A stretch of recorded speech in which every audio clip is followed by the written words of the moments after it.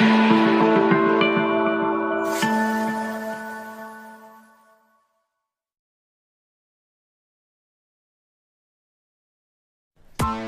the bell icon on the YouTube app and never miss another update.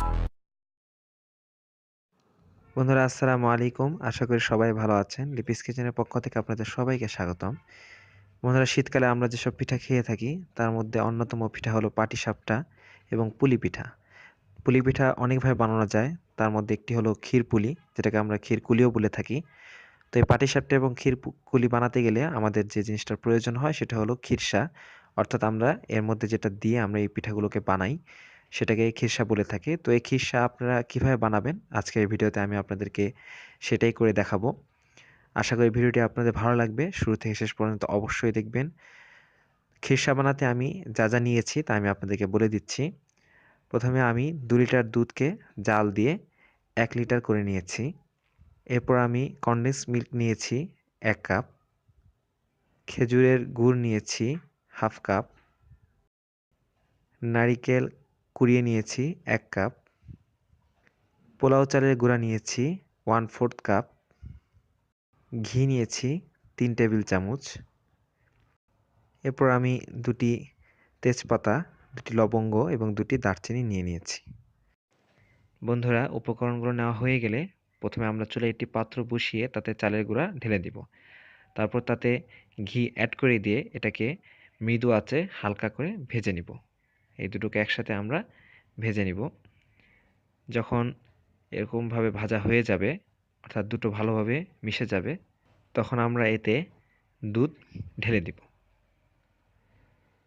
আমি দুধটা add করে দিলাম। এরপর এটাকে আমরা হালকা করে নেড়ে মিশিয়ে নিব। বন্ধুরা, মেশানো হয়ে গেলে আমরা এতে কর্নডেন্স মিল্ক ঢেলে দিব। সবটুকু কর্নডেন্স মিল্ক ঢালা হয়ে গেলে আমরা এটাকে চামচ দিয়ে নেড়ে আবারও ভালোভাবে মিশিয়ে নিব।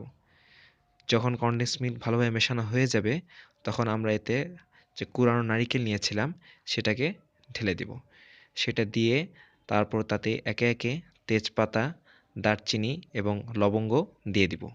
এগুলো দেওয়া হয়ে গেলে আমরা তাতে খেজুরের গুড়টাও ঢেলে দিব। সবগুলো দেওয়া হয়ে গেলে আমরা এটাকে নেড়ে ভালোভাবে মিশিয়ে নিব। বন্ধুরা, এরপর আমরা মাঝারি আঁচে এটাকে জাল দিতে থাকবো। তারপর আপনি আপনার স্বাদ মতো লবণ অ্যাড করে নেবেন। আমি এখানে লবণ অ্যাড করে দিচ্ছি আমার পরিমাণ মতো। লবণ অ্যাড করা হয়ে গেলে আমরা এটাকে নেড়ে মাঝারি আঁচে জাল দিতে থাকব। বন্ধুরা, ক্ষীর জাল দিতে দিতে যখন আপনার এটা ঘন হয়ে আসতে থাকবে তখন আপনি আপনার চুলার আঁচটা মৃদু করে দিয়ে এটাকে নাড়তে থাকবেন, অর্থাৎ চুলার আঁচটা মাঝারি থেকে মৃদু করে দিবেন এবং এটাকে নেড়ে নেড়ে জাল দিতে থাকবেন। তারপর যখন আপনার ক্ষীর প্যান থেকে টান দিলে আলাদা হয়ে আসবে তখন বুঝবেন যে আপনার ক্ষীরটা প্রস্তুত হয়ে গেছে। তো আপনি আমার ক্ষীরটা দেখতে পাচ্ছেন যে আমার ক্ষীরটা তৈরি হয়ে গেছে এবং কি এটাকে চামচ দিয়ে টান দিলে এটা আলাদা হয়ে আসছে। তো আমার ক্ষীরটা এখন প্রস্তুত। ক্ষীর তৈরি হয়ে গেলে বন্ধুরা এটাকে আপনারা একটি প্লেটে ঢেলে নিয়ে ঠান্ডা করে নিতে পারেন। তারপর সেটাতে তৈরি করে ফেলতে পারেন পাটিসাপটা এবং ক্ষীর পুলি। তো বন্ধুরা, আজ এ পর্যন্তই। আশা করি ভিডিওটা আপনাদের ভালো লেগেছে। ভালো লেগে থাকলে অবশ্যই লাইক, কমেন্ট এবং শেয়ার করবেন। আর চ্যানেলটি সাবস্ক্রাইব করতে ভুলবেন না। যদি আপনারা কোনো কিছু জানার কিংবা কোনো মতামত থেকে থাকে তাহলে অবশ্যই কমেন্ট বক্সে আমাদেরকে জানাবেন। দেখা হবে আবার নতুন কোনো ভিডিওতে নতুন কোনো রেসিপি নিয়ে। সে পর্যন্ত ভালো থাকবেন, সুস্থ থাকবেন। আল্লাহ হাফেজ।